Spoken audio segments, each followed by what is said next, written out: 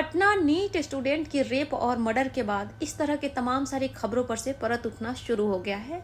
इसी से related Dainik Bhaskar Sunday big story में एक रिपोर्ट जारी किया है, जिस रिपोर्ट में लिखा है कि बिहार में 2025 रेप हुए हैं और ये वो रिकॉर्ड है जिसका सिर्फ FIR लिखा गया है पुलिस स्टेशन में।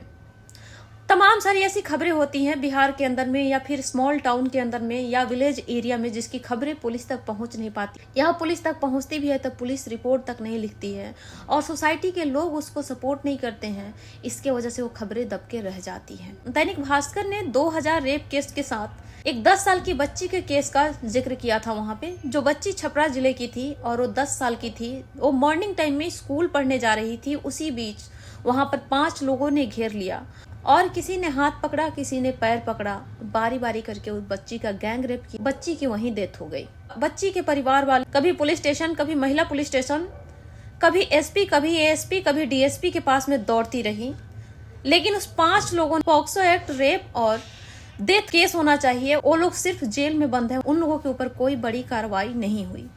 बच्ची के पेरेंट्स आज भी अदालत से न्याय की गुहार लगा रहे हैं। कभी वो पुलिस स्टेशन जाते हैं तो पुलिस कहती है कि महिला थाना में जाओ। जब महिला थाना में जाती हैं उसके पेरेंट्स तो कहा जाता है कि SP के पास जाओ। SP के पास जब जाती हैं तो SP कहता है कि कोर्ट का मामला है, मामला कोर्ट तक पहुंच गया है, वहां जाओ।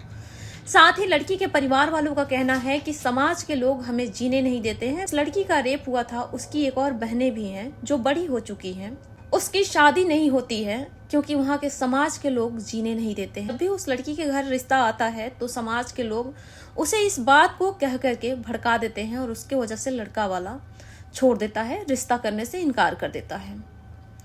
ये है हमारे हिंदुस्तान के समाज के लोग। तभी हमारे देश में लोग कहते हैं कि भारत के लोग महान होते हैं। हमारे हिंदुस्तानियों का दिल बहुत बड़ा होता है। ये हिंदुस्तानियों के दिल का जीता जागता सबूत है।